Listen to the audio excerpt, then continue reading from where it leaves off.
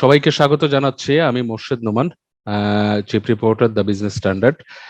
আজকে আসলে একটা ভিন্নধর্মী প্রেজেন্টেশনের নিয়েই আমরা আজকে এই আলোচনাটার মধ্যে আসছি। আমাদের দেশের সবচেয়ে বড় রপ্তানির যে বড় খাতটা, সেটা হচ্ছে তৈরি পোশাক খাত। এই খাত নিয়ে প্রচুর আলোচনা আছে, কিছু কিছু সমালোচনাও আছে বড় একটা খাত নিয়ে।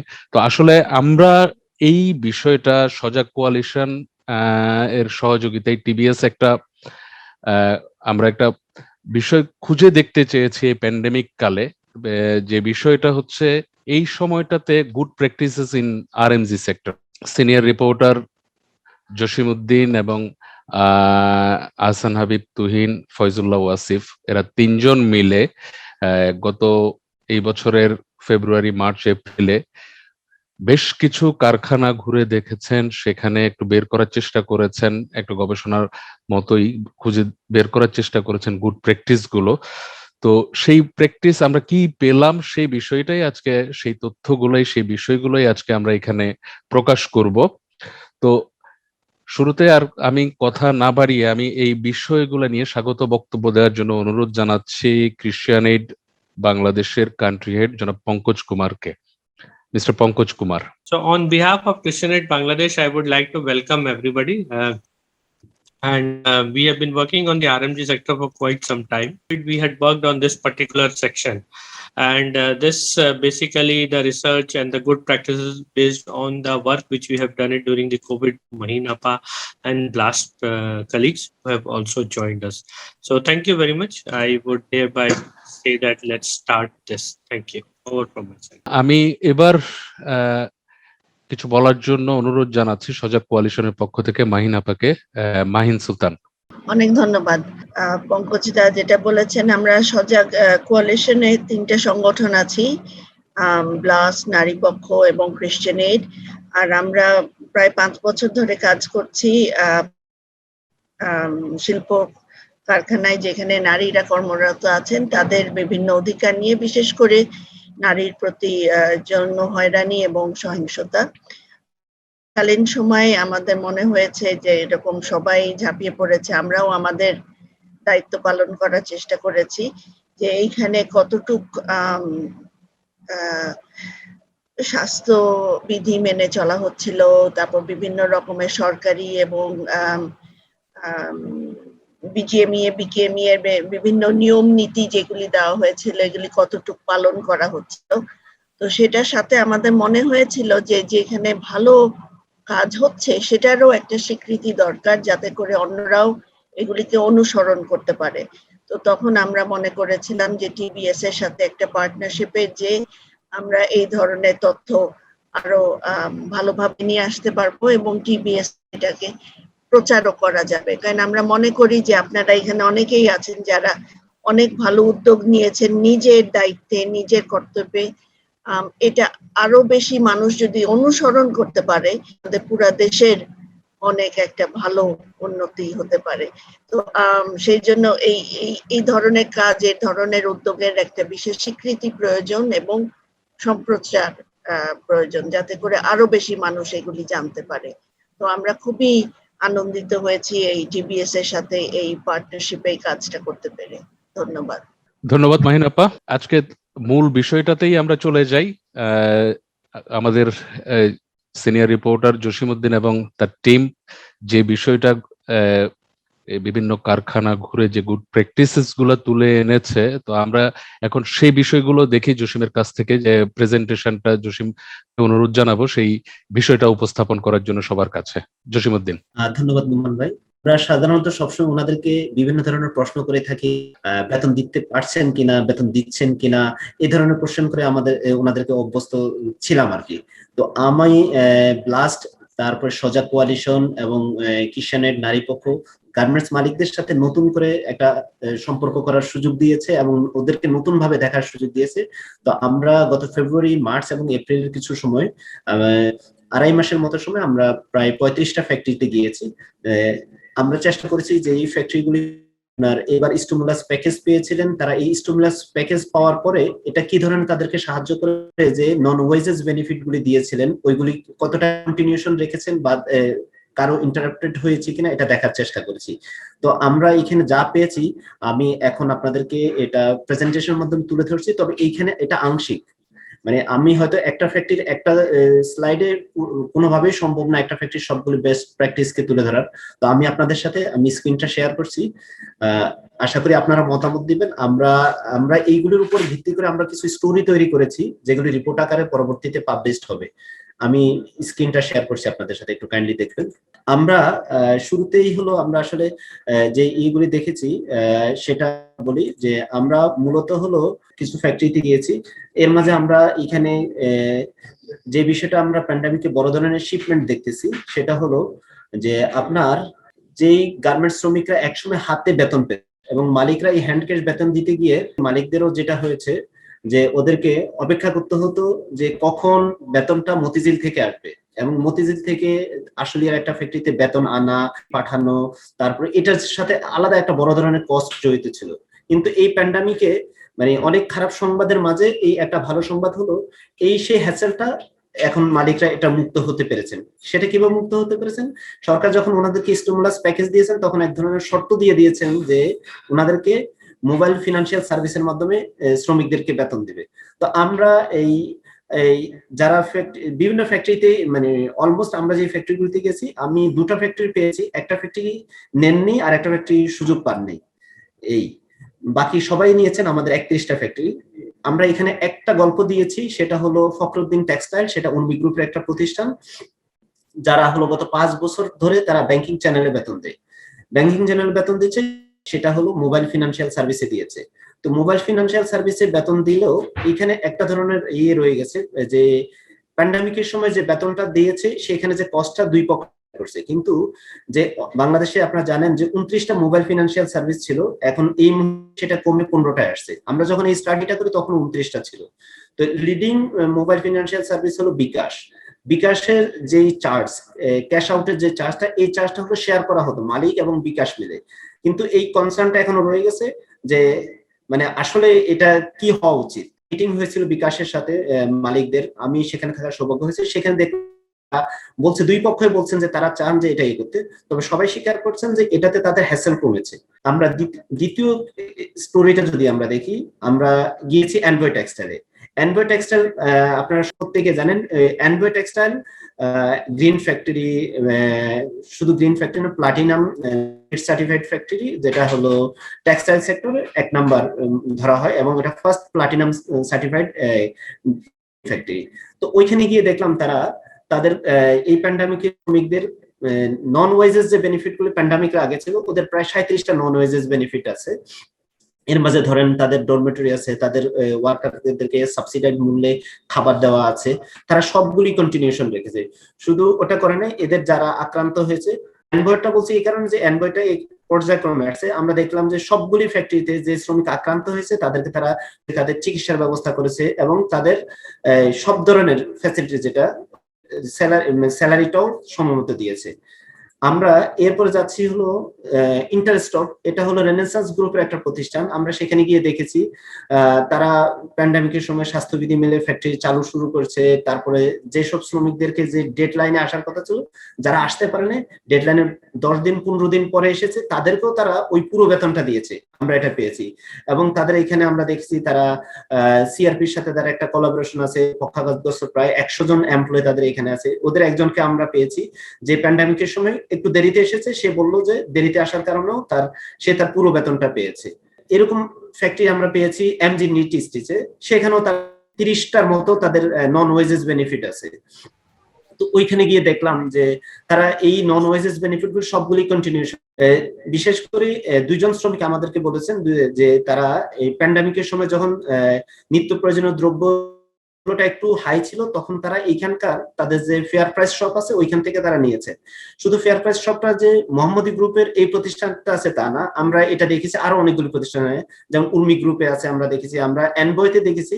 অ্যানবয়তে ওরা ইথিক্যাল শপ বলে ওটা রেখেছে, ওরা ঠিক ফেয়ার প্রাইস শপ না, ওরা বলে ইথিক্যাল শপ, এবং ওদের এখানে কোনো ধরনের আপনার সেলসম্যান থাকে না, নিজেরাই নেয়, নিজেরাই আবার টাকাটা পে করে আসে। আমরা দেখেছি যে এই প্যান্ডামিকের যখন শুরুর দিকে যে বেতন দিতে পারবে কি পারবে না, এটা ধরনের এক ধরনের দুদুল্যমান অবস্থায় ছিলেন মালিকরা। মানে আসলে কিভাবে দিবেন, কত পার্সেন্ট বেতন দিবেন, সরকারও তখন নির্ধারণ করে। তখন কয়েকজন মালিক তারা ঘোষণা দিয়েছেন যে তারা 100% দিবেন, তারা দিয়েছেন। তাদের বাইরে আরো অনেকেই দিয়েছেন যারা হয়তো ডিক্লারেশন দেননি। আমরা দেখেছি যে আপনার ফতুল্লাহ অ্যাপারেলস, নারায়ণগঞ্জ তারা দিয়েছে, অ্যানবো টেক্সটাইল দিয়েছে, তারপরে হলো আপনার ডেনিম এক্সপার্ট চিটাগংয়ের একটা প্রতিষ্ঠান দিয়েছে, এমজি এএমসি নিট কম্পোজিট, এটা হলো এসপি গ্রুপের একটা প্রতিষ্ঠান গাজীপুরে, তারা দিয়েছে। এর বাইরে আমাদের এইখানে আমাদের স্টাডিতে আসে না, কিন্তু এর বাইরে আরো অনেক প্রতিষ্ঠান দিয়েছে আমরা দেখেছি। তো যেখানে আমরা সরকার নির্ধারিত 65% যে বেতন দেওয়া হচ্ছে প্যান্ডামিকে, ওটাও অনেকে দিতে পারে নাই, বাট এরা দিয়েছে। এরা দিয়েছে কেন? এরা দিয়েছে এদের মালিকদের ভাষ্য হলো যে এদেরকে আমরা আমাদের ফ্যামিলি মেম্বার বলে মনে করি, যে এই প্যান্ডামিকের সময় একদিকে এক ধরনের অনিশ্চয়তা, তারা কিভাবে চলবে। তো এই সময়টা তারা শতভাগ বেতন দিয়েছে। অন্যরা, আমি বিশ্বাস করি সব মালিকরাই তাদের ওয়ার্কারদেরকে তাদের ফ্যামিলি মেম্বার মনে করেন, কিন্তু ব্যবসা যখন আপনার একেবারে তলানিতে চলে যায় তখন সে আসলে কিভাবে করবে। তো তখন কেউ হয়তো কম্প্রোমাইজ করতে হয়েছে, সরকার নির্ধারিত যে বেতনটা সেটা দিয়েছে। এই বেতনটা যে সময়টা দিয়েছে, এখানে বিশেষভাবে উল্লেখ করার বিষয় হলো ওই সময়টা তাদের ব্যবসা একেবারে তলানিতে চলে আসছে। আমরা যদি দেখি গত মার্চ এপ্রিল মে এই 3 মাসে বাংলাদেশের ইতিহাসে সর্বনিম্ন রপ্তানি হয়, বিশেষ করে এপ্রিল মাসে একেবারে তলানিতে চলে আসে। সেই সময়টা তারা এই নিজেদের ব্যবসা না থাকা সত্ত্বেও শ্রমিকদেরকে দিয়েছে। এই সময় রাইটস গ্রুপ, আমরা যদি বলি লেবার ট্রেড ইউনিয়নদের কথা বলি, তারা বলতো যে মালিকরা তাহলে সারা বছর ব্যবসা করে টাকাটা কি করছে। এখানে একটা বিশেষভাবে মানে এই বিষয়টা বলার একটু দরকার আমি মনে করি, যে এই মালিকরা কেউই কিন্তু 100 কোটি টাকা নিয়ে ইনভেস্টমেন্টে আসে নাই। কেউ হয়তো আপনার 80 লাখ টাকা 1 কোটি টাকা নিয়ে ইনভেস্টমেন্ট শুরু করছে একটা শেয়ার বিল্ডিং এ, দিনে দিনে সে একটু প্রফিট করছে আর একটু ঝুঁকি নিয়ে ইনভেস্ট করছে, ব্যাংকগুলি তাদেরকে লোন দিয়েছে, তারা ইনভেস্ট করছে। এভাবে করে করে তারা কিন্তু আজকে এক একজন হয়তো কেউ 100 মিলিয়ন, কেউ 150 মিলিয়ন, কেউ 200 মিলিয়ন, কারো 400 মিলিয়নের উপর রপ্তানি হয়েছে। এই ইনভেস্টমেন্ট করতে গিয়ে তাদের কিন্তু লাইবিলিটিস বেড়ে গেছে, তাদের হাতে কোনো ক্যাপিটাল ছিল নাও, যে ক্যাপিটালটা দিয়ে তারা তাদের শ্রমিকদেরকে 2 মাস 3 মাস বেতন দিতে পারবে, যেটা রাইটস গ্রুপগুলো থেকে সবসময় বলা হয় যে তাহলে মালিকরা করছেটা কি। মালিকরা এটা দিয়ে হলো আরো কিছু বেশি সংখ্যক মানুষের কর্মসংস্থানের কাজ করেছে। তো যেটা হলো নিঃসন্দেহে তাদের এটার জন্য প্রশংসা করা উচিত, এবং এটা একদিকে সে এটা করছে, অন্যদিকে সে নিজের জন্য নিজের লাইবিলিটিস বাড়িয়েছে, এটা তার ঝুঁকি বাড়িয়েছে, যেটা আমরা প্যান্ডামিকে দেখেছি। আমরা এই প্যান্ডামিকের সময় আমি ঠিক মার্চ মাসেই সফটেক্সে গিয়েছি, এটা হলো ঢাকা ইপিজেড এর একটা সোয়েটার ফ্যাক্টরি। এই ফ্যাক্টরিটা আমরা দেখলাম যে তাদের ওয়ার্ক অর্ডার প্রায় 50% নিচে নেমে আসছে। একইভাবে ওই সময়টা র মেটেরিয়ালস মানে কটনের প্রাইস হাই হয়ে যাওয়ার কারণে প্রফিট মার্জিন তো নেই, ওরা হলো ওয়ার্কিং ক্যাপিটাল যেটা ইনভেস্ট করছে সেটাও ফেরত আসতেছে না, এরকম অবস্থা ছিল। এর মধ্যেও তারা তাদের শ্রমিকদেরকে তারা টেক কেয়ার করেছে। আমরা দেখেছি যে তাদের যে সমস্ত ল্যাকটেটিং মাদার আছে, ছোট বাচ্চা আছে, তাদেরকে ওই সময় ছুটি দিয়েছে। যে সমস্ত মা ম্যাটারনিটি লিভে যাওয়ার কথা ছিল 1 মাস পরে, তাদেরকে অ্যাডভান্স ছুটি দিয়েছে। আমরা একজন মাকে পেয়েছি যিনি 2 মাস আগে ছুটিতে গেছে এবং ফুল ওয়েজেস নিয়ে উনি ছুটিতে গেছেন। এভাবে আমরা দেখেছি তাদের প্রায় 12 জন মাকে তারা এই ধরনের এডিশনাল ছুটি দিয়েছে। আমরা ওইখানে গিয়ে আরেকটা বিষয় পেয়েছি, এই প্যান্ডামিকে তাদের একজন শ্রমিক মারা গেছেন। উনি মারা যাওয়ার পর ওনার ফ্যামিলিকে মানে ওই গ্রুপের পলিসি অনুযায়ী ওনাদের কোনো এমপ্লয় মারা গেলে উনি যতদিন এই কোম্পানিকে সার্ভিস দিয়ে থাকবেন ততদিন ওনার লাস্ট যে স্যালারিটা আছে ওই স্যালারিটা ওনার বেনিফিশিয়ারি পাবেন। তো ওনার বেনিফিশিয়ারিকে এটা দেয়া হচ্ছে। একই সাথে ওনার একজন মেয়ে আছে যিনি অনার্সে পড়েন, তার শিক্ষা ব্যয় বহন করছে। শুধু তাই না, পরবর্তী সময় তারা যেটা করছে যে ওনার একজন ছেলে আছে, ওকেও খুঁজে বের করে এনে ওনারা ওইখানে চাকরি দিয়েছেন। তো আমরা আজকে উনিও আমাদের সাথে থাকবেন, আমরা ওনাকে যুক্ত করব, ওনার কাছ থেকে শুনবো। এবং ওই কোম্পানিতে আরো একজনকে আমরা পেয়েছি, যারা হাজবেন্ড ওয়াইফ দুজন একসাথে চাকরি শুরু করছেন, ওয়াইফ মারা গেছেন। এই প্যান্ডামিকে মারা যাওয়ার পরে গত কয়েক বছর ধরে উনি এটার বেনিফিট পাচ্ছেন, ওনার ওয়াইফের লাস্ট স্যালারিটা, এবং এই প্যান্ডামিকে ওনার এটা কন্টিনিউশন আছে। আমরা আরো কয়েকজনকে যুক্ত করার চেষ্টা করছি। আমরা এই দুজনের কাছ থেকে আমরা আজকের অনুষ্ঠানে ওনাদের বক্তব্য শুনবো। আমরা দেখেছি ম্যাটারনিটি লিভে যারা যাচ্ছেন অথবা যারা ম্যাটারনিটি লিভ থেকে ফেরত আসছেন, যেসব মারা কনসিভ করছেন অথবা মা হয়েছেন, এটাকে একেবারে ফেস্টিভ মুডে এটাকে করা হয়, একটা ফ্যাক্টরি তারা সেলিব্রেট করে, সেটা হলো টিম গ্রুপ একটা প্রতিষ্ঠান। আমরা ওইখানে দেখেছি যে ওনারা এটা কিভাবে করে।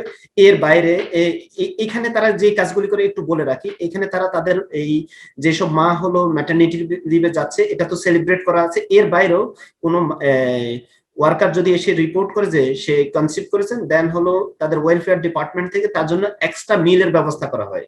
তাকে দুধ, ডিম, ফ্রুট এগুলি দেওয়া হয়, ব্রেকফাস্ট দেওয়া হয়, এবং তাকে কারখানা থেকে জিঙ্ক, ক্যালসিয়াম, আয়রন ট্যাবলেট সহ তাকে কিছু ওষুধ দেওয়া হয় যেটা তার ইয়ের জন্য। আমরা স্নোটেক্স গ্রুপে গিয়েছি, আমরা স্নোটেক্স গ্রুপের তাদের ধামরাই ফ্যাক্টরিতে গিয়ে দেখছি ওইখানে ওরা প্রায় 10,000 শ্রমিকের বেশি শ্রমিককে দুপুরের খাবারটা ফ্রিতে দেওয়া হয়। তো সেখানে গিয়ে দেখলাম যে এই প্যান্ডামিকের সময় তারা স্বাস্থ্যবিধি মেনে তারা হলো লাঞ্চের যে ব্রেকটা দেওয়া হয় এই ব্রেকটা একটু আর্লি করে নিয়ে আসছে, ছোট ছোট শিফট করে তারা তাদের শ্রমিকদেরকে খাবার দিচ্ছে এবং ছোট ছোট ইয়েতে দিচ্ছে। এর বাইরে তাদের এখানে প্রায় 30 রকমের তারা বেনিফিট দিয়ে থাকে। আপনার ধরেন হাইজিন ম্যানেজমেন্টের জন্য তাদেরকে সেন্টেড নেপকিন দেওয়া হয়, এটা অন্যান্য গ্রুপও দেয়, আমি এটা বলছি এখানে। তারপরে এই প্যান্ডামিকের সময় স্নোটেক্স গ্রুপ হলো যেখানে অন্য ফ্যাক্টরিগুলোতে শ্রমিকরা হলো চাকরি হারানোর ভয়ে আছে, চাকরি চলে যাবে এক ধরনের আতঙ্কে আছে, বা কোথাও কোথাও কেউ লেড অফ হয়েছে, কিন্তু এইখানে আমরা যখন যাই আমরা দেখি যে বিশাল কিউ ধরে দাঁড়িয়ে আছে, তাদের রিক্রুটমেন্ট চলতেছে, শুধু একদিন 2 দিন না, এরা প্রায় 3 মাস ধরে তাদের এই রিক্রুটমেন্ট চলছে। প্রত্যেক সপ্তাহে এটা হয়েছে, আমরা 3 বার গিয়েছি ওই ফ্যাক্টরিটায়। তো আমরা যেবারে গেছি আমরা ওইবারে দেখেছি যে তারা নতুন করে শ্রমিক রিক্রুট করছে। আমরা আরএমজির আরো কিছু দেখছি যে শুধু স্নোটেক্স এর কথা বলছি, এর বাইরে আরো কিছু ফ্যাক্টরি আছে যারা হলো এই প্যান্ডামিকের সময় এই নতুন করে রিক্রুট করছে। যেমন হান্নান গ্রুপ, গাজীপুরের হান্নান গ্রুপ সোয়েটার ফ্যাক্টরি, ওনারা হলো প্যান্ডামিকের সময় তাদের কিছু শ্রমিক কোভিড আক্রান্ত হয়, তাদেরকে আইসোলেশন সেন্টারে পাঠাইছে।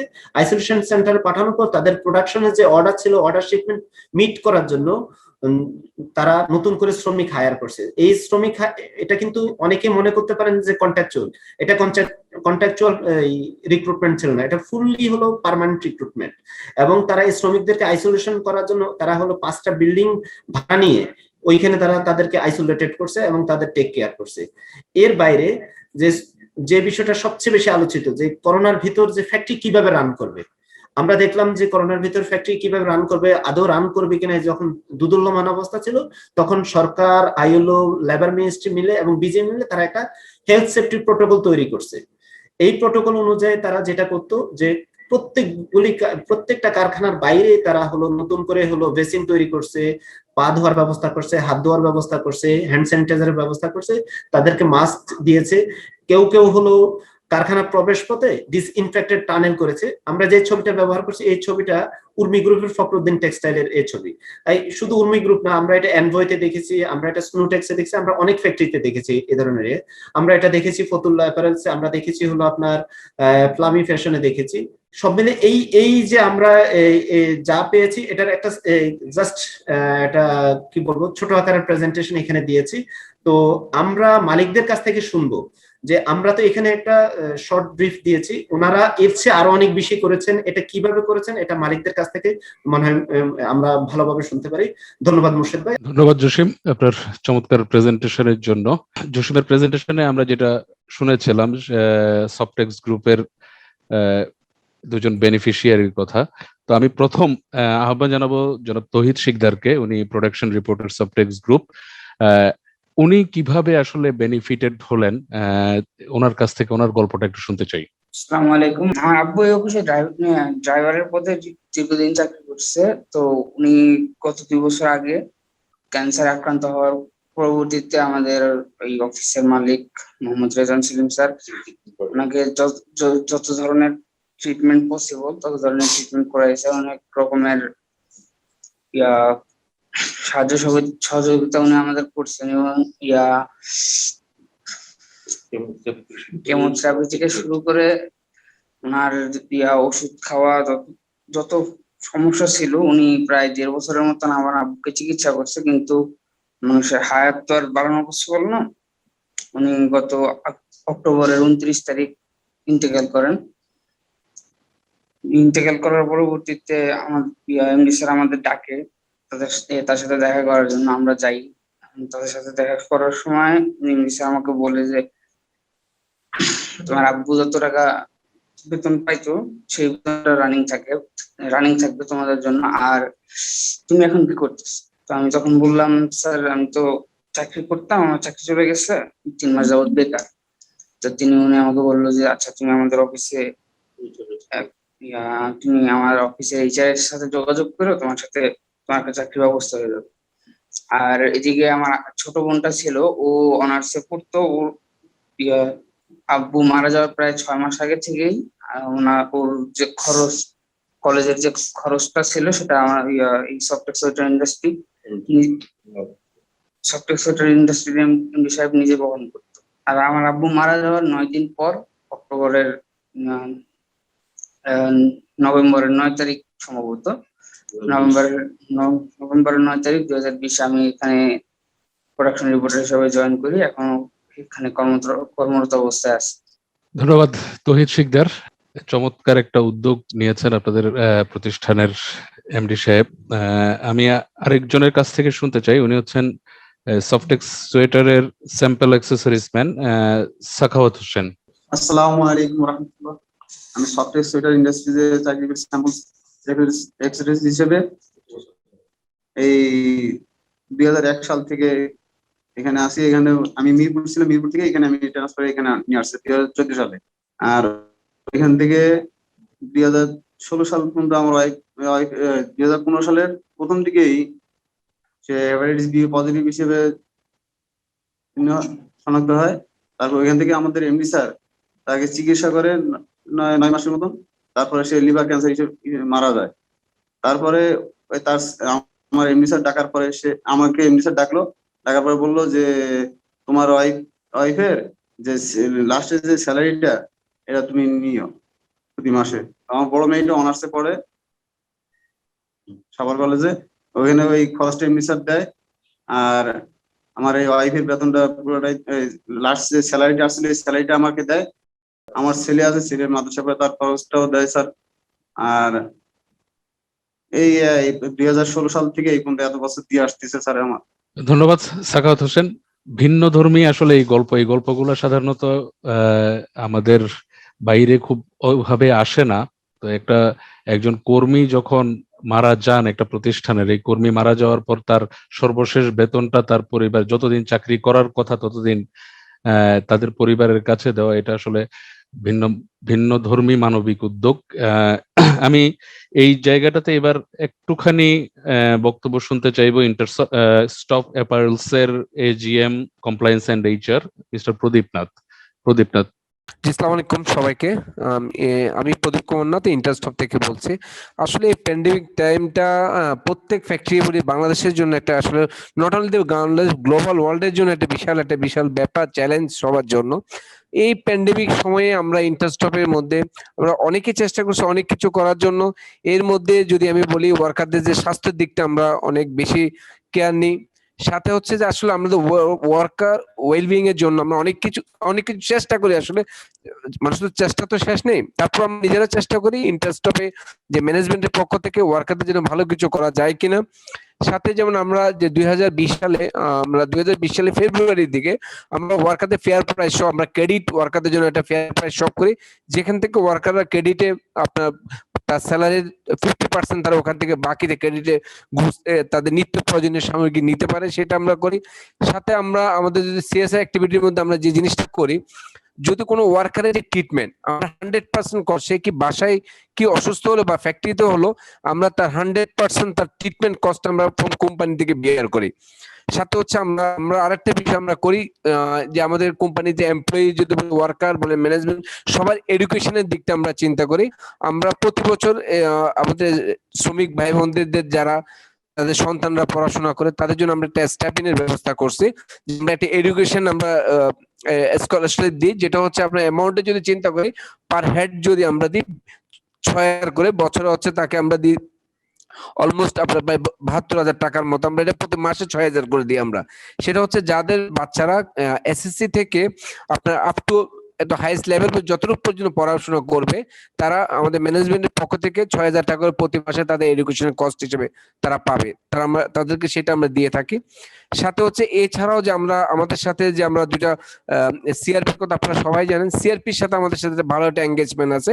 আমরা চেষ্টা করি আমরা আমাদের যে চারটা ফ্যাক্টরি আছে এই ফ্যাক্টরিগুলোতে প্রত্যেকটা ফ্যাক্টরিতে সিআরপি থেকে আমাদের একটা গোলেই থাকে আমরা প্রতি বছর অ্যাটলিস্ট কম করে হলো 4 থেকে 5 জন আমরা সিআরপি থেকে নিই। সাথে এই মুহূর্তে আমাদের ফ্যাক্টরি অলমোস্ট প্রায় 200 যে সিআরপি ওয়ার্কার আমাদের ফ্যাক্টরিতে কাজ করে। আমরা সব চেষ্টা করি যে জিনিসটা হচ্ছে যে ওয়ার্কার ওয়েলবিং এর জন্য কিভাবে ফ্যাক্টরিটাকে আরো অনেক বেশি করে তাদের যে আনপ্রিভিলেজ যদি কমিউনিটি যারা আছে তারা তাদের জন্য কি করতে। এবং গত 2 বছর আগে আমরা একটা যে কাজ আমরা করি, আমরা কমিউনিটিতে কিছু হেলথ সার্ভিস দিয়ে থাকি। হেলথ সার্ভিস বলতে আমাদের যে ডক্টর, আমাদের 3 জন মেডিকেল ডক্টর আছে, সাথে হচ্ছে তাদের মেডিকেল অ্যাসিস্ট্যান্ট আছে। মাসে 2 দিন তারা কমিউনিটিতে বসে তারা যে কমিউনিটি যে আছে তারা আমাদের ডাক্তারদের প্রেসক্রিপশন নিতে পারে এবং আমরা সামান্য কিছু চেষ্টা করি কিছু মেডিসিনও দেওয়ার জন্য অ্যাকর্ডিং টু ডক্টরস প্রেসক্রিপশন। তো আসলে এতটুকু আসলে কোনো কিছু এটা হয়তো যশ সামান্য, তারপর আমরা চেষ্টা করি আমাদের সারাউন্ডিং যারা থাকবে তাদের জন্য কিছু করার, সাথে সাথে আমাদের এমপ্লয়ি ভাই বোন যারা আছে তাদের জন্য কিছু করার। ধন্যবাদ সবাইকে আসলে আমাকে এত সুন্দর একটা প্ল্যাটফর্মে সুযোগ করে দেওয়ার জন্য। ধন্যবাদ মিস্টার প্রদীপ নাথ। এবার স্নোটেক্স এর পক্ষ থেকে আসলে স্নোটেক্স এর গল্প জসিমের প্রেজেন্টেশনে আমরা দেখলাম স্নোটেক্স এর অ্যাসিস্ট্যান্ট ডিরেক্টর মিস্টার তারিকুল ইসলামকে স্নোটেক্স গ্রুপের পক্ষ থেকে বক্তব্য রাখার জন্য অনুরোধ জানাচ্ছি। মিস্টার তারিকুল ইসলাম। জি, সালাম আলাইকুম। জসিম ভাই তো অলরেডি আমাদের ব্যাপারে কিছু প্রেজেন্টেশন দিয়েছেন। আমরা এমনি বেসিক যে কমপ্লায়েন্স গুলো মেনটেন করা দরকার সেগুলো তো আমরা করি। প্রায় 32 থেকে 37টা ফ্যাসিলিটি আমরা প্রোভাইড করি আমাদের ফ্যামিলি মেম্বারদের। এর মধ্যে স্পেশাল বা ইউনিক যদি কিছু বলে থাকি সেটা হচ্ছে আমরা ফ্রি লাঞ্চ দিই আমাদের 100% ফ্যামিলি মেম্বার যারা আছেন, স্টাফ ওয়ার্কার প্রত্যেককে আমরা 100% ফ্রি লাঞ্চ প্রোভাইড করি।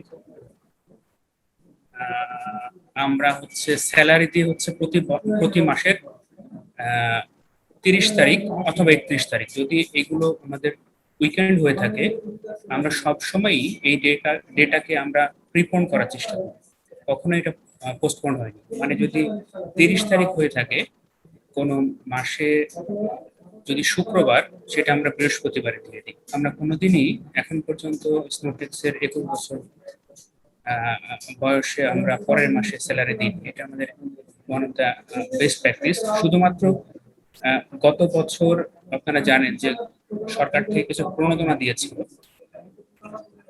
এই প্রসেসগত কারণে আমরা 3 মাস বা 4 মাস আমরা আমাদের পরের মাসে দিতে হয়েছে।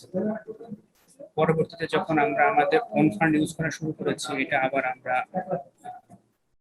প্রতি মাসের শেষ দিনে আমরা স্যালারিটা দিয়ে দিচ্ছি। আমরা আমাদের 100% এমপ্লয়ীদের মধ্যে আমাদের ইয়ারলি যে প্রফিটটা হয় সেখান থেকে প্রায় 15 থেকে 20% মতো আমরা আমাদের প্রফিট শেয়ার করে থাকি আমাদের প্রতিটা ফ্যামিলি মেম্বারদের মধ্যে। এমপ্লয়ীদের দেওয়া হয় আমাদের বাৎসরিকভাবে, আর আমরা আমাদের যারা অপারেটর আছেন বা হেল্পার আছেন তাদেরকে দিয়ে আমরা উইকলি। আমাদের আরো কিছু বেস্ট প্র্যাকটিস আছে যেটা আমাদের কোয়ালিটি এবং আমাদের এফিসিয়েন্সির সাথে রিলেটেড। সো এটা আমাদের আরেকটা বিষয় যেটা আছে, আমরা আমাদের হ্যাপিনেস সার্ভে করি। আমরা আমাদের নিজস্ব আইটি টিম একটা অ্যাপস ডেভেলপ করেছে আমাদের এমপ্লয়ীদের হ্যাপিনেস সার্ভে করার জন্য। প্রতিদিন 2 বার করে একটা এমপ্লয়ি ওই অ্যাপসটা ইউজ করতে পারে, সে হ্যাপি কি আনহ্যাপি। যদি হ্যাপি হয়ে থাকে তাহলে তো ভালো, আর যদি আনহ্যাপিতে সে প্রেস করে তাহলে সেই নোটিশটা আমাদের ওয়েলফেয়ার যারা কাজ করে তাদের কাছে যায়। ওরা পরবর্তী 30 মিনিটের মধ্যে ওই অপারেটর বা ওই হেল্পারের কাছে গিয়ে বা ওই এমপ্লয়ির কাছে গিয়ে তারা এক্সচেঞ্জ করে যে তাদের আনহ্যাপিনেসের কারণ কি এবং চেষ্টা করে সলভ করার। যদি আমাদের ওয়েলফেয়ার যে সমাধান করতে না পারে তাহলে সিনিয়র ম্যানেজমেন্টকে জানাই। সেখানে যদি কোনো ডিফিকাল্টি থাকে সলভ করার, তাহলে পরবর্তীতে কোম্পানি ওনার ইনভলভ হয় এটা সলভ করার জন্য। সো এটা একটা ভালো প্র্যাকটিস আমাদের। আমরা বিভিন্ন ধরনের বোনাস দিয়ে থাকি। ফিনান্সিয়াল যে বেনিফিট গুলো আছে, আমরা অ্যাটেন্ডেন্স বোনাস দিই, আমরা প্ল্যান লিভের উপর একটা বোনাস দিই। আমাদের এই প্যান্ডামিকের মধ্যেও কিন্তু আমরা এইগুলো কন্টিনিউ রেখেছি এবং কন্টিনিউ রেখেছিলাম গত পুরো বছরটাতে, মার্চ থেকে ডিসেম্বর পর্যন্ত এখনো আছে সেটা, যেটা আগেও ছিল। আমাদের ফিজিক্যাল চ্যালেঞ্জ যারা পার্সন আছে আমাদের সোসাইটিতে, আমরা ওদেরকেও কাজের সুযোগ দিই। ইভেন আমাদের রানা প্লাজাতে যারা ক্ষতিগ্রস্ত হয়েছিল, এখন ফিজিক্যালি যারা চ্যালেঞ্জ, আমরা চেষ্টা করছি তো যদি আসে আমরা ফেরাই দিই না, আমরা আমাদের মেম্বার হিসেবে ওদেরকে চেষ্টা করি নিয়ে নেওয়ার জন্য। আর আমরা এমপ্লয়ীদের জন্য একটা সার্ভিস বেনিফিট দিই, যেটা আমাদের সম্মানিত আগের কোম্পানি ওনারা শেয়ার করেছেন, সেই ধরনের ফ্যাসিলিটি আমরা আমাদের এমপ্লয়ীদের মাঝেও বিতরণ করি। আমাদের জসিম ভাইয়ের প্রেজেন্টেশনে দেখলাম ওখানে 3000 দেওয়া হয়েছে, খুব সম্ভবত আপনি প্রেজেন্টেশনটা করেছেন বা রিপোর্টটা নিয়েছেন হয়তো কয়েক সপ্তাহ আগে। আমরা গত কয়েক সপ্তাহে আরো কিছু রিক্রুটমেন্ট করেছি।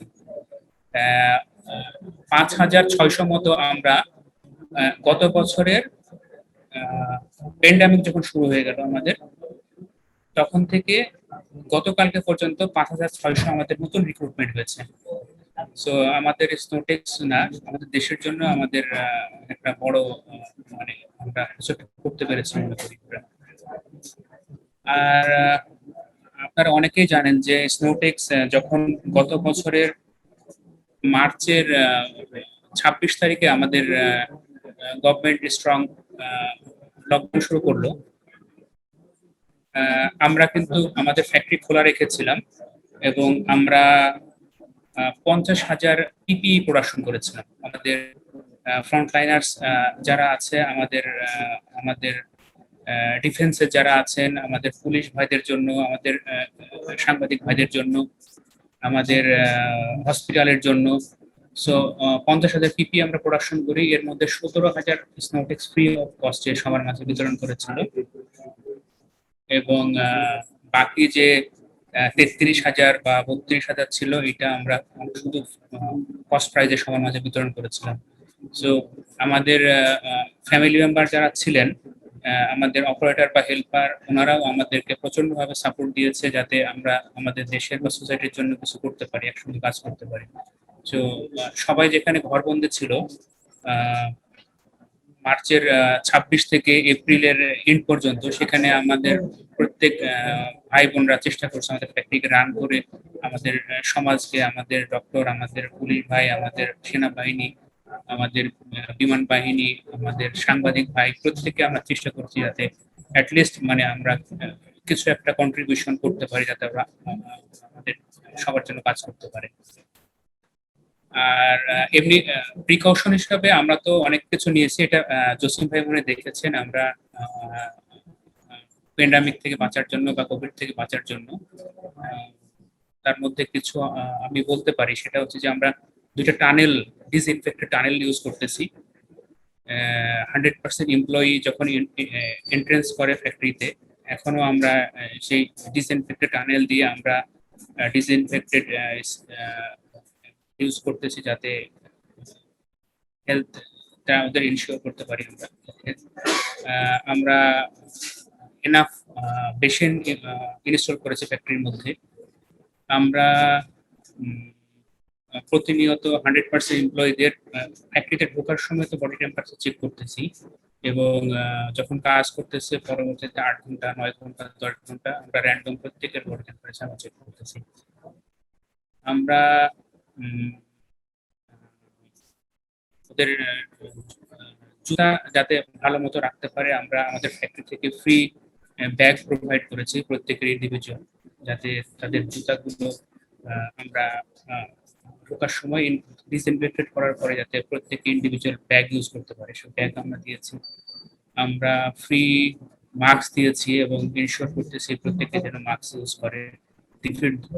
মিনিমাম 3 ফিট ডিস্টেন্স মেনটেন করার জন্য আমরা এনকারেজ করতেছি এবং আমরা ফ্যাসিলিটি প্রোভাইড করতেছি, জায়গা এক্সটেনশন করার চেষ্টা করেছি। আমরা আইসোলেশন সেন্টারের ব্যবস্থা করেছি আমাদের ফ্যাক্টরির মধ্যেই। আমাদের যে হসপিটালটা আছে সেখানে আইসোলেশন সেন্টার, যাতে দরকার হলে আমরা ইউজ করতে পারি। আমরা আমাদের অক্সিজেন ফ্যাসিলিটি প্যান্ডেমিকের আগে সিচুয়েশন যেটা ছিল তার থেকে 3 গুণ বৃদ্ধি করেছি। এবং আমাদের একটা ক্রাইসিস ম্যানেজমেন্ট কমিটি আছে, সেই কমিটি সবসময় রেডি থাকে 24 আওয়ার্স। যদি কেউ অসুস্থ হয়, ইভেন এটা আউটসাইড ফ্যাক্টরি যদি হয়ে থাকে, আই মিন সন্ধ্যা বা রাত, তাহলে আমাদের ক্রাইসিস ম্যানেজমেন্ট যারা আছেন ওনারা একদম হোম সার্ভিসের ব্যবস্থা করে থাকে। আমাদের 2 জন ডক্টর আমরা বাড়িয়েছি আমাদের ফ্যাক্টরিতে প্যান্ডেমিক এর পরে। আমরা নার্স ডাবল করেছি। আমাদের আমরা আগে শিফট ছিল হচ্ছে 1টা, এবং আমরা 8টার সময় ফ্যাক্টরি শুরু করতাম। প্যান্ডেমিকটা হওয়ার পরে আমরা এটাকে 2 ভাগে ভাগ করেছি, যাতে এন্ট্রি ক্রাউডটা আমরা কমাতে পারি। আমাদের প্রথম শিফট শুরু হচ্ছে 6:30, দ্বিতীয় শিফট শুরু হচ্ছে সকাল 7টার সময়। এবং জসিমের কাছে যে আমরা ফ্রি লাঞ্চ দিই, ওই রেশিওতে আমরা লাঞ্চ আওয়ারটাকে একটু আগে পিছিয়ে করে নিচ্ছি, যাতে ক্রাউড আমরা কমাতে পারি। আমরা প্রতি ঘন্টাতেই আমাদের ওয়েলফেয়ার বা আমাদের কমপ্লায়েন্সের যারা আছেন পিএ সিস্টেমের মাধ্যমে প্রত্যেকে সবসময় অ্যাওয়ারনেস বাড়ানোর চেষ্টা করতেছে। আমরা অ্যানাউন্স করতেছি আমরা হেলথ প্রিকশন গুলো কিভাবে নিতে পারি, আমরা কিভাবে ফ্যাক্টরির বাইরে যখন থাকবো তখনও যাতে আমরা মানে সেফ থাকতে পারি, সেইগুলো আমরা চেষ্টা করতেছি প্রত্যেককে শেখানোর জন্য। তো আমরা এটা কন্টিনিউ রাখবো। তারেক ভাই, ধন্যবাদ আপনাকে। কথা বলবেন মিস্টার আকিদুল ইসলাম মুকুল, উনি হেড অফ এইচআর সফটেক্স গ্রুপের। যে বিষয়গুলি আমি এখানে best practices companies best practice হিসাবে আমরা অনুশীলন করে থাকি, that is our exercise. First of all, other than the COVID-19 precautions and the safety measures, first of all, I would like to highlight the point actually we have arranged for our entire workforce in the factory as well as our corporate offices.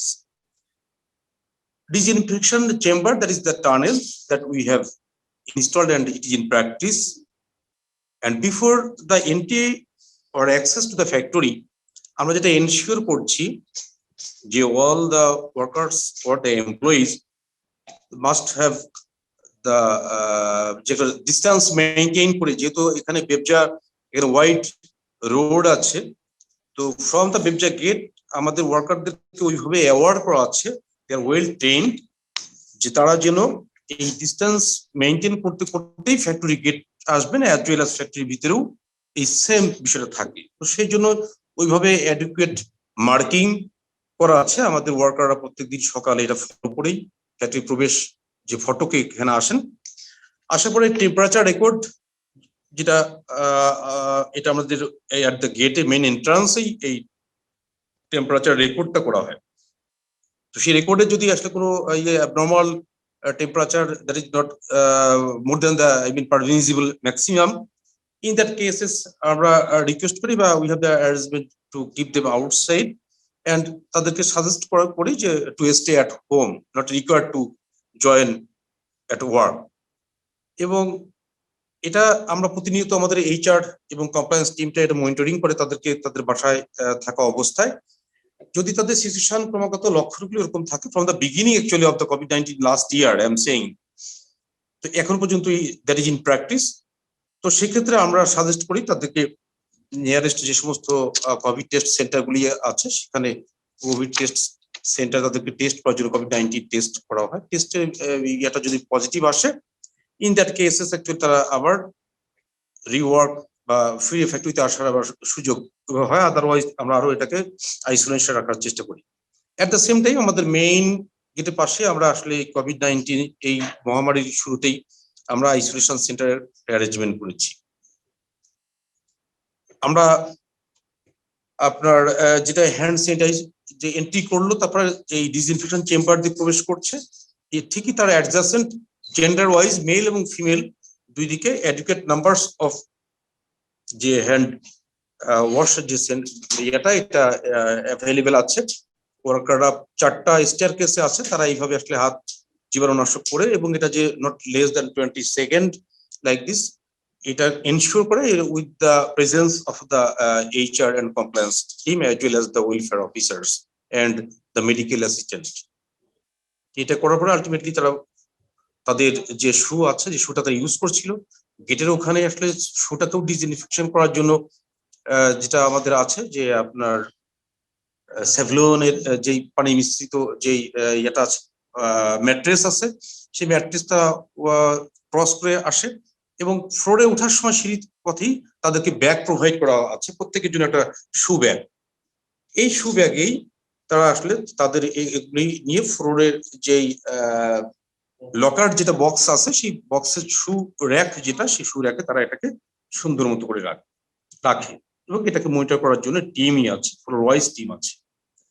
তাদেরকে of course আমরা mask provide করেছি at our own, এবং it is সোফার 3 times at the moment, 3-4 বার আমাদেরকে তাদেরকে দেওয়া হয়েছে। এটা পিরিয়ডিক্যালি এটাকে চেক করা হয়, তারা এটাকে প্রপার দিয়েই এখানে শেষ না, আসলে ইনফ্যাক্ট একটা অ্যাওয়ারনেস এর মাধ্যমে বিভিন্ন যে অ্যাওয়ারনেস যে পোস্টার গুলি আছে সেগুলি, এবং আমাদের PS system as well as HR team এটা গ্রুপ করে ডিস্টেন্স মেইনটেইন করে তাদেরকে এই এডুকেট তাদেরকে এইভাবে করা হয়েছে, এবং তারা এটা মেইনটেইন করার জন্য যে মিড লেভেল যে ম্যানেজমেন্ট আছে, প্রোডাকশন ম্যানেজমেন্ট আছে, সেকশন ইনচার্জ আছে, তাদের সমন্বয় এগুলি প্রতি দিনই এটা আসলে চেক করা হচ্ছে। আমরা ভিজিটর যে অ্যাক্সেসটা COVID-19 আসলে স্বাভাবিকভাবে যেই যে ফ্রি ডোন বা যে অ্যাক্সেসটা, এটা আসলে আমরা রেস্ট্রিক্টেড করেছি, এবং ভিজিটরসদের ক্ষেত্রে কোনো মেসেজ বা কোনো যদি পার্সেল এই জাতীয় কোনো জরুরি বিষয়গুলি থাকে, সেই ক্ষেত্রে they are not entering into the factory at the main gate area, যে কনসার্ন যে পিপুল এসে তাদের এই গুলি মেসেজটা নিচ্ছে, রিসিভ করছে।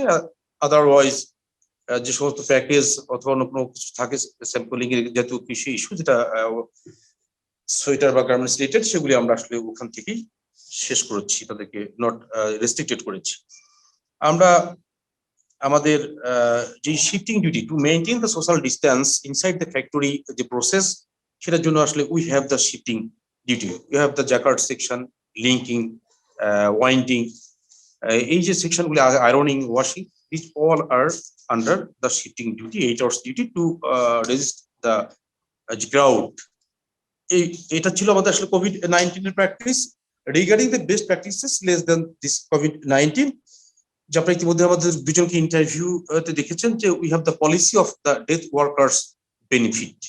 In case of any death of any employees, company provides the payment to the dependent of the death employee every onwards for the period he or she employed or served this organization. এইভাবে আমাদের একটা policy আছে, এই পলিসির আন্ডারে আসলে বেশ একটা সিগনিফিকেন্ট নাম্বারস অফ এমপ্লয়ি যারা আসলে অনেক আগে থেকে যে কোম্পানি এস্টাবলিশড হয়েছে 1994 এন্ড অনওয়ার্ড, এটা এখনো চালু আছে, এবং এই সুবিধাটা আমরা চেষ্টা করছি যে আমাদের এমপ্লয়ীদেরকে এটা দেওয়ার জন্য, যাতে তার ডিপেন্ডেন্টরা কিন্তু প্রোটেক্টেড থাকে। আমরা আমাদের বেস্ট এফোর্টটা এখানে আমরা দিচ্ছি। আপনাদের শুনে ভালো লাগবে নিশ্চয়ই যে আমরা আমাদের সমস্ত ওয়ার্কার এন্ড এমপ্লয়িজ এই fully company bear the medicare expenses, সমস্ত যে সমস্ত মেডিকেল ফ্যাসিলিটিস, এটা আদার দেন দ্য ম্যান্ডেটরি যে ইস্যু, এটা কোম্পানি আমরা আমাদের আসলে CSR প্র্যাকটিস হিসাবেই আমরা এটাকে নিয়েছি, এবং আমাদের সমস্ত এমপ্লয়ীদের এইভাবে কার্ড আছে, কোম্পানিতে ডক্টর আছে, নার্স আছে। আমরা বেবজার ভিতরে ফ্যাক্টরি হওয়ার কারণে স্বাভাবিকভাবে আমরা আসলে আমাদের একটা কন্ট্রিবিউশন থাকে বেবজার মেডিকেল। তারপরেও আমাদের যে ক্রিটিক্যাল যে সমস্ত ডিজিজের ক্ষেত্রে আমাদের ডক্টর যদি রেফার করে যে এটা হতে হবে সোহরাওয়ার্দী, হতে হবে PG-তে, হতে হবে ঢাকা মেডিকেলে, অথবা অন্য কোনো স্পেশালি হসপিটাল, আমরা তাদেরকে আমরা টেক কেয়ার করি। ইভেন ক্যান্সার সহ অনেক দুরারোগ্য ব্যাধি আমরা আমাদের এমপ্লয়ীদের টেক কেয়ার করি, এবং এটা প্রেজেন্টলি অন্তত 4 জন আপনার ভিন্ন দুরারোগ্য ব্যাধিতে আক্রান্ত আছেন, এবং সব মিলিয়ে এই সংখ্যাটা আসলে এই কোম্পানির 2003 সালে এই ইপিজেড প্রতিষ্ঠার পর থেকে আসলে আমরা ফিল করেছি, এবং আমরা এটা করে আসছি। It is our pleasure. At the same time আমরা আমাদের এমপ্লয়িদেরকে আমরা sensitive areas employees like washing, like jacquard, যেখানে আপনার শব্দের একটা ব্যাপার থাকে, যে এখানে শব্দ দূষণের কোনো ক্ষেত্র, তাদেরকে আমরা ক্লিনিক্যালি ফলো আপ করি as per the prescription of our doctor, এবং দে আর সেন্ট টু আপনার ঢাকা আগারগাঁওতে যে নাক কান যে ENT যে হসপিটাল আছে গভর্নমেন্ট, অত্যাধুনিক যন্ত্রপাতি সজ্জিত এবং কম্পিটেন্ট ডক্টর মাধ্যমে, তো সেখানে আলটিমেটলি আমাদের এই সমস্ত ওয়ার্কারদেরই যাবতীয় হিয়ারিং টেস্ট থেকে শুরু করে তাদের কানের কি অবস্থা আছে এগুলি আমরা দেখভাল করি, এবং বেসিস অন দ্যাট তাদের যেই ট্রিটমেন্ট প্রেসক্রিপশন আমরা এই প্রয়োজনীয় যে সমস্ত টেস্টগুলি আছে সেগুলি আমরা প্রোভাইড করছি, অ্যাজ ওয়েল অ্যাজ যে further ask for the treatment, ওই ট্রিটমেন্টগুলো আমরা কন্টিনিউ রাখছি। আমরা হেপাটাইটিস বি, সি এই জাতীয় যে বিষয়গুলি আছে, যেটা এই একটা ক্ষেত্র RMG হতে পারে, সেক্ষেত্রে আমরা আলটিমেটলি আমাদের ওয়ার্কারদের সমস্ত ওয়ার্কারদেরকে আমরা স্ক্রিনিং করছি। আমরা স্ক্রিনিং করে তাদেরকে আমরা এর আগে যে পরিসংখ্যানটা আছে সেই পরিসংখ্যানে দেখা গেছে যে আউট অফ 1000 ওয়ার্কার আপনার মোর দ্যান 65 ওয়ার্কার্স যে আইডেন্টিফাই হয়েছিল যে যারা আসলে পজিটিভ, আপনার হেপাটাইটিস বি পজিটিভ। তো তাদেরকে পরবর্তীতে আমরা ঢাকা যে আমাদের যে পিজি হসপিটাল পিজি আমরা বঙ্গবন্ধু মেডিকেল কলেজ, সেখানে আমরা তাদের চিকিৎসা ব্যবস্থা করছি, কন্টিনিউ করছি, এবং এখনো প্রায় 35 এমপ্লয়ি এই ট্রিটমেন্ট আছে যারা আমাদের সাথে কোম্পানিতে কর্মরত আছেন। আমরা তাদের স্বাস্থ্য সুরক্ষার জন্য আমরা আমাদের যে বিভিন্ন অ্যাওয়ারনেস বেবজার, যেটা বিভিন্ন আপনার জন্য আমি বলবো স্পেশালি ভীষণ স্প্রিং একটা US বেস আই স্ক্রিনিং একটা প্রতিষ্ঠান, আমরা তাদের সাথে একীভূত হয়েছিলাম। আমাদের সমস্ত রিসেন্টলি গত 3 মাস আগে হবে যে আপনার এই স্ক্রিনিংটা হয়েছে, সেই স্ক্রিনিং থেকে তাদেরকে যে সমস্ত আপনার চশমার জন্য রিকমেন্ড করা হয়েছে, আমাদের ওয়ার্কাররা যাদের জন্য প্রযোজ্য, আমরা তাদেরকে ওই ভীষণ স্প্রিং এর মাধ্যমে তাদেরকে আমরা এগুলো প্রোভাইড করতে সমর্থ হয়েছি, এবং তারা এগুলি ভালো ফিল করছে। স্পেশালি যে সমস্ত কোয়ালিটি লেভেল যেখানে মান পরিদর্শক যারা আছে তাদের জন্য আরো এক্সট্রা কেয়ার, এই চোখের জন্য বা ব্লাইন্ড টেস্ট সবকিছু আমরা এগুলো অ্যারেঞ্জ করেছি। আমরা আসলে ইনফ্যাক্ট আরো কিছু CSR প্র্যাকটিস করি, যেমন ওয়ার্ক ফর দ্য লাইফ বা গ্লেনকো ফাউন্ডেশনে আমরা এট দ্য মোমেন্ট আমরা 20 জন ক্ল্যাবফুট চিলড্রেনকে আমরা টেক কেয়ার করছি, যারা জন্মগতভাবেই যাতে পা বাঁকা। আমাদের অর্গানাইজেশনের ভিতরেও কিছু ছিল, তাদেরকেও ওই আওতায় এনেছি। অ্যাট দ্য সেম টাইম আমরা ময়মনসিংহ মেডিকেলে যে আমরা গ্লেনকো ফাউন্ডেশনের ইয়েটা ছিল, এখন তারা সেপারেট ওখানে একটা জায়গায় আছে, সেখানে আমরা কন্ট্রিবিউট করছি। আমরা কন্ট্রিবিউট করছি এডুকেশনের জন্য, যারা খুব বঞ্চিত যে সমস্ত শিশু বাচ্চারা আছে, আমরা পথ শিশু, তাদেরকে তাদের লেখাপড়ার জন্য আমাদের পদ্ধতিতে আমরা চেষ্টা করছি। জাগো ফাউন্ডেশনের আমরা একটা ভালো একটা এডুকেশনাল সাপোর্ট আমরা প্রত্যেক বছর আমরা দিয়ে আসছি। এটা স্কুল বিল্ডিং থেকে শুরু করে তাদের যাবতীয় বই খাতা এবং আনুষঙ্গিক খরচ আমরা ওখানে ওন করছি। আমাদের ওনার রিজাল সেলিম স্যার এই ব্যবস্থাটা করে দিয়েছেন। তো সব মিলিয়ে আমরা চেষ্টা করছি আমরা যাতে এটুকু কন্টিনিউ করতে পারি। আমরা আমাদের এই দায়িত্ববোধ থেকে আমাদের দ্য সেন্স অফ রেসপন্সিবিলিটি, এটা থেকে আমাদের ওনার আমাদেরকে এনকারেজ করছেন, আমরা তা করছি, এবং ইনশাল্লাহ আমরা এটা কন্টিনিউ রাখবো। Thank you so much. ধন্যবাদ আকিদুল ইসলাম মুকুল। আমরা এতক্ষণ শুনছিলাম সফটেক্স গ্রুপের পক্ষ থেকে হেড অফ HR জনাব আকিদুল ইসলাম মুকুলের বক্তব্য। আমি এবার আহ্বান জানাবো MG নিশ স্টিচ লিমিটেডের ডিরেক্টর এবং BGME এর ডিরেক্টর মিস্টার নাভিদুল হককে। আসলে এই যে বিষয়গুলো নিয়ে আমরা কথা বলছি, ওয়ার্কার্স ওয়েলফেয়ার, আমরা অ্যাজ আ কোম্পানি যে জিনিসগুলো নিয়ে মানে আমাদের মেইন গোলই আসলে কিন্তু ultimately keeping hour workers well, কারণ আমরা ফুললি ওয়ার্কারদের উপরে ডিপেন্ড করি এবং আজকে যদি বিজনেস যদি মানে থাকে অথবা যে বিজনেসের উন্নতি যাই হোক না কেন, it is completely linked to our workers, to our employees, are like family members to us, especially আমাদের মোহাম্মদী গ্রুপে। আমি সেকেন্ড জেনারেশন আমাদের কোম্পানিতে। আমি এখন লাকি যে বহু ফ্যাক্টরি লেভেলে এবং অফিস লেভেলেও বহু লোকদের সাথে কাজ করি যাদেরকে আমি ছোটবেলা থেকে দেখে আসছি এবং 20 বছর 30 বছর ধরে আমাদের সাথে কাজ করছে। সো ওয়ার্কার্স ওয়েলফেয়ারটা আসলে মোর দেন দ্য স্ট্রাকচার, যে আমাদের একটা স্ট্রাকচার তো অবশ্যই আছে, যে আমরা স্ট্রাকচার আকারে কাজ করি, স্ট্রাকচারের বাইরে গিয়েও আমরা অনেক কিছু করি। অনেক এক্সাম্পল আমরা কিন্তু সেভাবে মনেও রাখি না অথবা লিস্টও করি না। যা দরকার আসলে একটা মানুষকে হেল্প করার জন্য আমরা সবই করি, সেটা চিকিৎসা হোক, সেটা তার ফ্যামিলি হোক, এডুকেশন হোক। আমাদের ফ্যাক্টরি থেকে আমরা বহু ওয়ার্কারকে ইউনিভার্সিটিতে পাঠিয়েছি, অনওয়ার্ডস আরো হায়ার এডুকেশনে পাঠিয়েছি, এরকম এক্সাম্পল আছে। সো এটা আসলে মোর দেন, আমি যেটা বলতে চাচ্ছিলাম যে স্ট্রাকচারের বাইরে থেকেও শুধু আমি না, অথবা শুধু মোহাম্মদী গ্রুপ না, বহু কোম্পানি যারা এই ইন্ডাস্ট্রিতে কাজ করছে, আমরা এতক্ষণ শুনছিলাম, স্ট্রাকচারের বাইরে থেকেও কিন্তু অনেক কিছু করছে, আগ বাড়িয়ে বিয়ন্ড দ্য স্ট্রাকচার তারা মানুষকে হেল্প করার চেষ্টা করছে। আর আমাদের যে এক্সাম্পল গুলা এখানে রেজ করা হয়েছে আসলে খুবই ছোট এক্সাম্পল। আমি অনেকটা লজ্জায় পাচ্ছি যে এগুলা আমরা এগুলা নিয়ে ডিসকাস করছি। আসলে this is something so small that we do. আমাদের জন্য যারা কাজ করছে তাদের জন্য যদি আমরা এতটুকু না করি তাহলে তো আমরা কিছুই করলাম না। এটা তো হিউম্যান বিং হিসাবে এটা আমাদের ডিউটি, মানুষকে হেল্প করা। আর এনারা তো আর লাইক আওয়ার ফ্যামিলি মেম্বার্স। আমরা কিন্তু আমার নিজের ফ্যামিলি মেম্বার থেকে বেশি সময় কাটাই আমাদের এমপ্লয়ীদের সাথে অথবা আমার কলিগদের সাথে, ওয়ার্কারদের সাথে। সো অবশ্যই এটা আমাদের দায়িত্ব, প্রতিটা জিনিসে আমাদের দায়িত্ব। দায়িত্বর দুইটা পার্ট, একটা হচ্ছে ফর্মাল আকারে আর একটা কিছুটা ইনফর্মাল। এই দুইটা মিলে আসলে আমাদের রিলেশনশিপ। ধন্যবাদ নাভিদুল হক। আসলে এই বিষয়টা আসলে যারা পরিবারের সদস্য মনে করেন, এই যে কর্মীদেরকে, প্রতিষ্ঠানের ইয়েদেরকে, তাদেরকে আসলে এই বিষয়টা আপনি যেটাই বললেন, ফর্মাল হোক ইনফর্মাল হোক, দুভাবেই আসলে কাজ করা হয়। তো আলটিমেট আমরা যেখানে জসিমের টিম যে বিষয়টা তুলে এনেছে সেটা হলো যে আলটিমেটলি প্রেজেন্টেশনটা খুব ছোট্ট আকারে, হয়তো স্পেশালি একটা বিষয় নিয়ে, আর সেটা কোভিড কালীন সময়ে কি ধরনের গুড প্র্যাকটিস গুলো ছিল সেটা ফাইন্ড আউট করার চেষ্টা। ধন্যবাদ আপনাকে।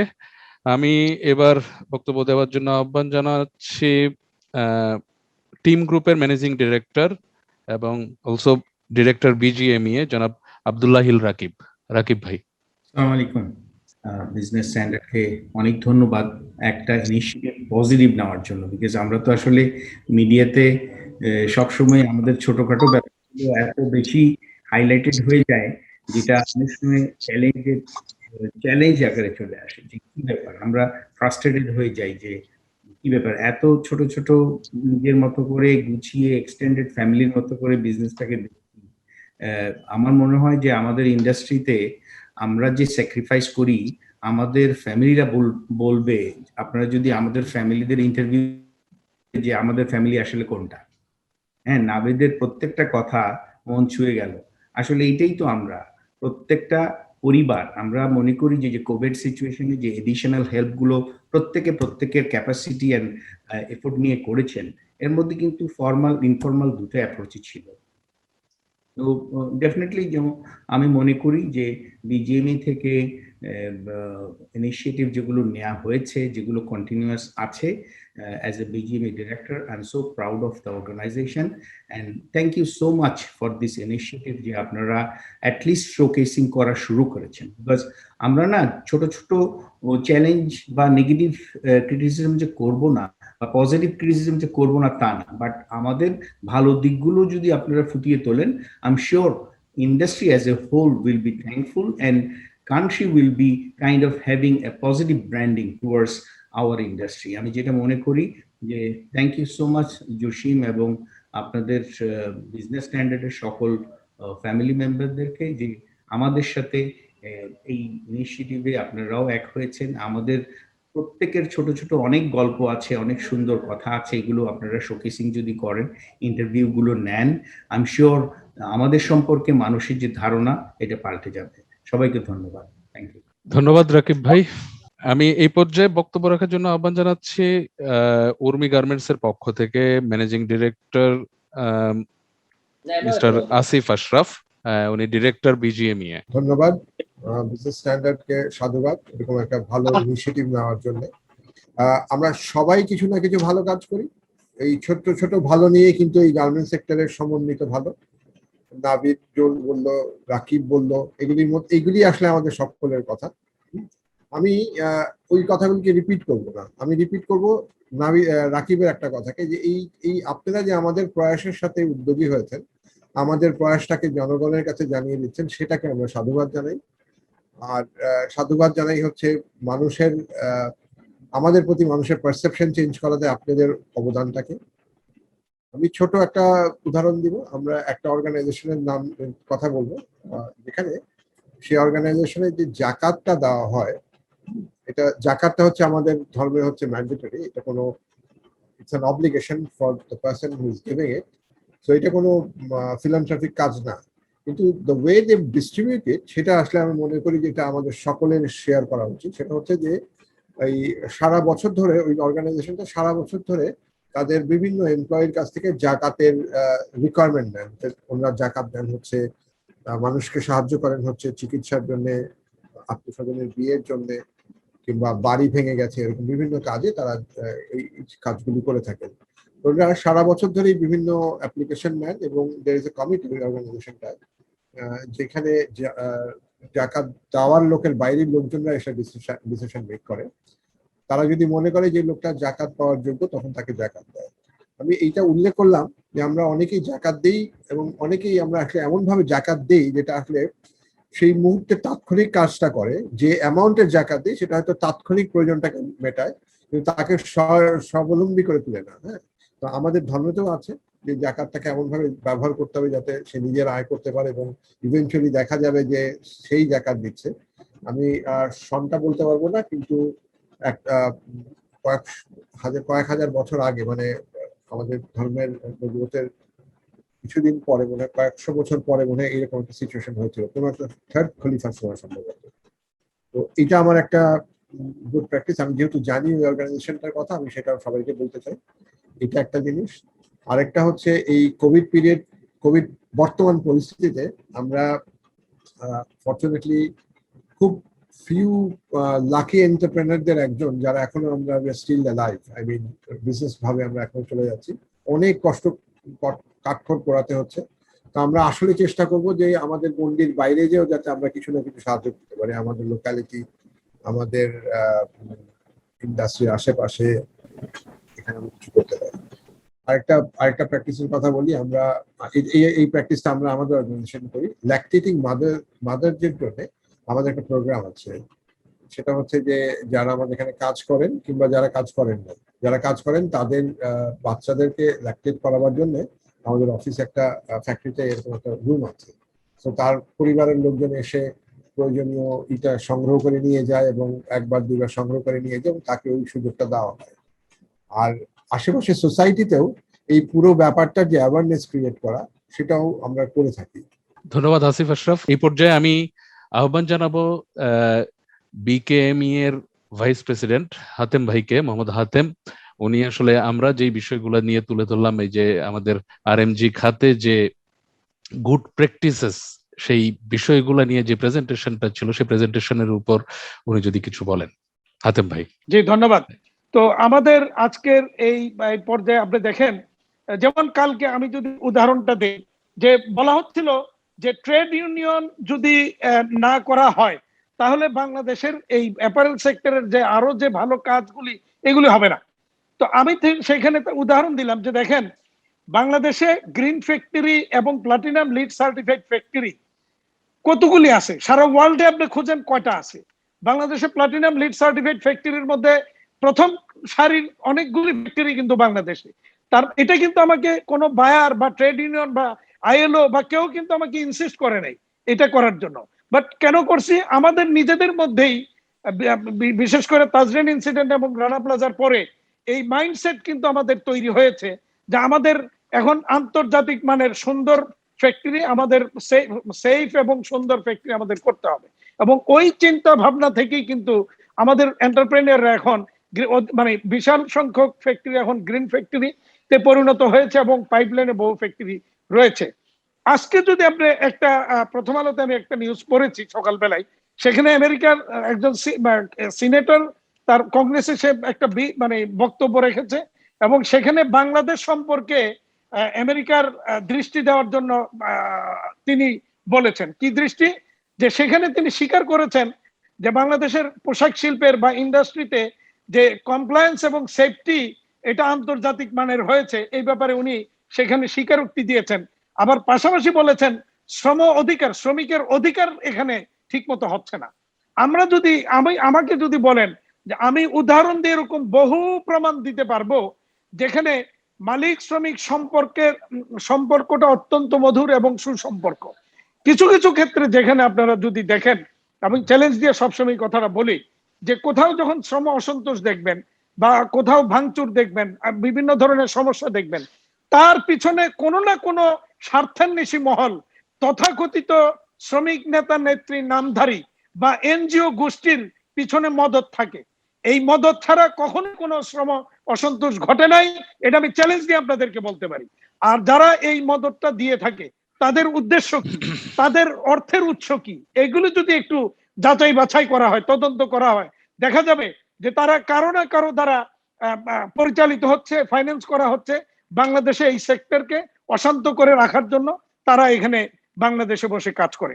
তো আমি যেটা বলছিলাম যে শ্রম অধিকার নিয়ে যে আমেরিকান কংগ্রেসম্যান যে কথাটা বলছেন, অধিকারটা কি? আমরা কি একটা জিনিস যদি আপনি দেখেন, এই যে আসিফ আরশাদ যেটা বললেন বা আমার আরো উদ্যোক্তা দেখবেন, এরকম শ্রমিকদের বিভিন্ন রকমের সুযোগ সুবিধা বলেন, তার ব্যক্তিগত ব্যক্তিগতভাবে যদি আমার কথা বলেন, আমার এখানে আমার দরজা সবসময় খোলা থাকে। আমার নিজের শ্রমিক তো বটেই, আমার এই অঞ্চলের যত ফ্যাক্টরি আমাদের মেম্বার যারা আছে সমস্ত ফ্যাক্টরি শ্রমিকদের জন্য আমার দরজা সবসময় খোলা থাকে। যে কোনো সমস্যা নিয়ে তারা আমার কাছে আসে, সাথে সাথে আমি সেটা সমাধান করি। ইভেন তাদের কোনো ব্যক্তিগত সমস্যাতেও আমি কিন্তু তাদেরকে সহযোগিতা করে থাকি। তো এই যে জিনিসগুলি, এইগুলি কিন্তু কখনো প্রচার হয় না। তো আপনাদেরকে আমি আবারও ধন্যবাদ জানাবো যে এই ধরনের এখন সময় আসছে আমাদের এই ভালো উদ্যোগগুলিকে প্রচার করার। কারণ আজকে আমাদের এই ভালো উদ্যোগগুলি যত বেশি প্রচার করবেন, তত বাংলাদেশের ব্র্যান্ডিংটা হবে, বাংলাদেশের ভালো জিনিসগুলি বিশ্ব দরবারে ফুটে উঠবে। এখনো যদি কোনো আমরা দেখি, এটা আমাদের জন্য খুব দুঃখজনক বা দুর্ভাগ্যজনক যে ভালো জিনিসগুলি প্রচার হয় না, কিন্তু যে কোনো একটা খারাপের উদাহরণ যখন আসে তখন বিশ্বের বিভিন্ন মিডিয়া বলেন বা বিভিন্ন সংস্থা বলেন বাংলাদেশের উদাহরণ দিয়ে তারা বিষয়টাকে আনে। এটা অত্যন্ত দুঃখজনক।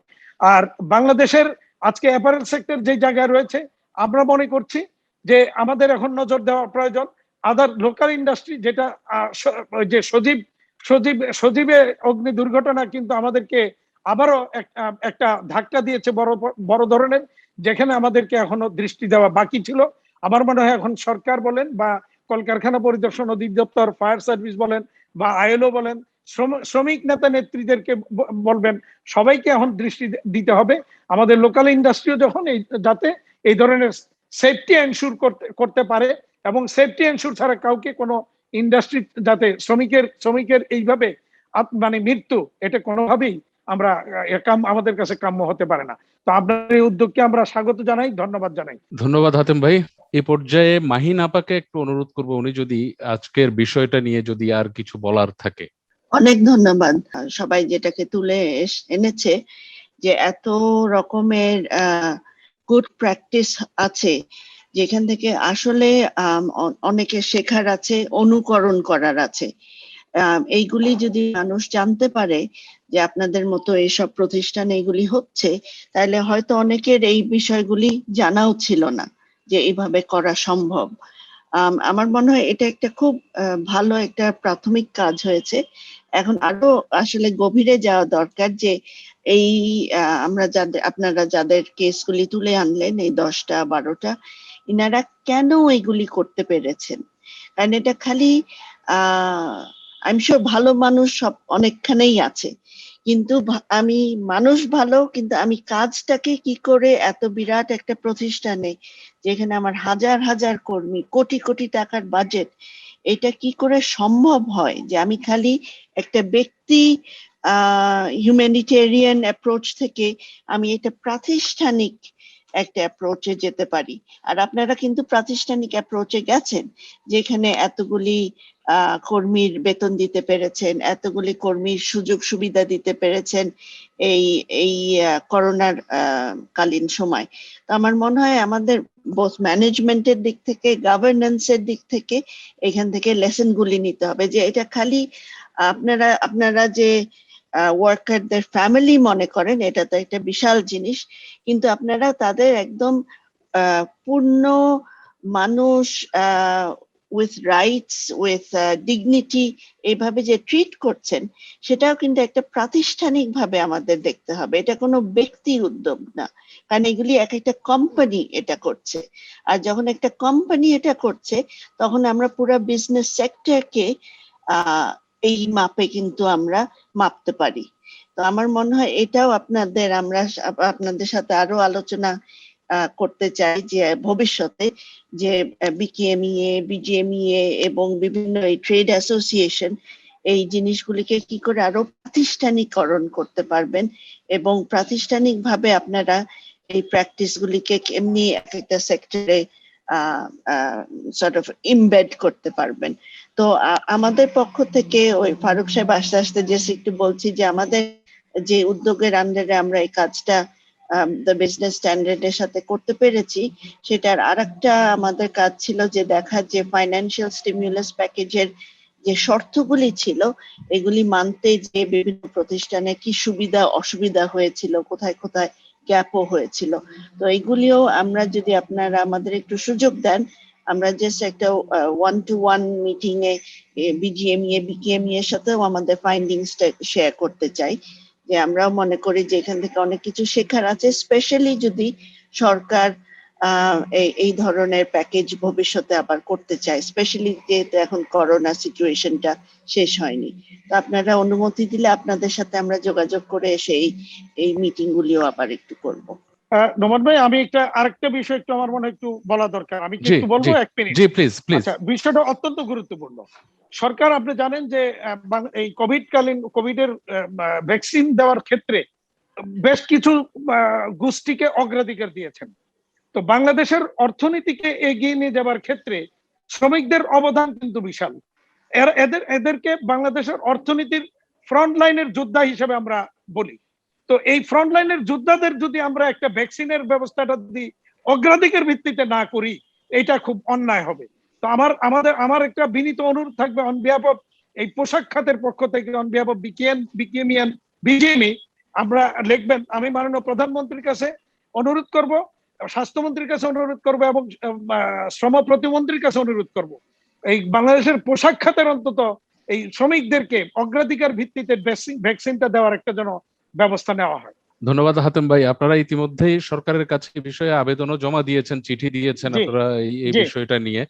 তো আমাদের আলোচনায় মোটামুটি যতটুকু এসছে, আমরা চেষ্টা করেছি সীমিত পরিসরে এই আরএমজি সেক্টরের যে গুড প্র্যাকটিসেস গুলা এখানে তুলে আনার জন্য। মাহিনাপা যেটা বললেন, বিজিএমইএ, বিকেএমই এর সাথেও এই বিষয়গুলো প্রাতিষ্ঠানিকভাবে যদি শেয়ার করা যায়। এখানে হাতেম ভাই বিকেএমই এর ভাইস প্রেসিডেন্ট, উনি দীর্ঘদিন ধরে এই দায়িত্বে আছেন। এখানে বিজিএমই এর 3 জন ইয়াং ডিরেক্টর আছেন, তারা প্রতিষ্ঠানগুলোরও কর্মী। তাদের মাধ্যমে আমি আসলে এই বিষয়টা আমরা চেষ্টা করব, আমরা এই কর্তৃপক্ষের ওনাদের কাছে যদি এই টিবিএস এবং সজাগের পক্ষ থেকে জিনিসটা যদি ওখানে প্রাতিষ্ঠানিকভাবে এগুলো তুলে ধরা যায়। আর আপনাদের অবগতিতে আমরা এই যে গুড প্র্যাকটিসেস গুলা তুলে ধরেছি, সেটা আমরা আগামী কয়েকদিন আমাদের এখানে প্রত্যেকটা টিবিএস এ প্রত্যেক দিনই স্টোরি আকারে সেগুলো আমরা প্রকাশ করব। প্রত্যেকটা একটা সাপ্লিমেন্ট প্রকাশ হবে টোটাল ফাইন্ডিংস গুলো নিয়ে। তো আজকের আলোচনায় অংশ নেওয়ার জন্য, দীর্ঘক্ষণ আমাদেরকে সময় দেওয়ার জন্য, আপনাদের মূল্যবান সময় থেকে সময় দেওয়ার জন্য সবাইকে ধন্যবাদ জানাচ্ছি। আজকে এ পর্যন্তই, সবাইকে অসংখ্য ধন্যবাদ।